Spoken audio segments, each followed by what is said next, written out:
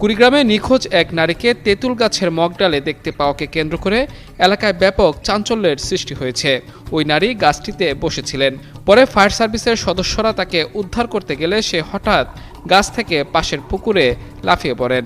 বুধবার সদর উপজেলার গোড়ায় আনন্দবাজার এলাকায় এ ঘটনা ঘটে। উদ্ধার হওয়া ওই নারীর নাম সাজেদা বেগম। তিনি ওই এলাকার বাসিন্দা মোহাম্মদ আবু সাইদের স্ত্রী।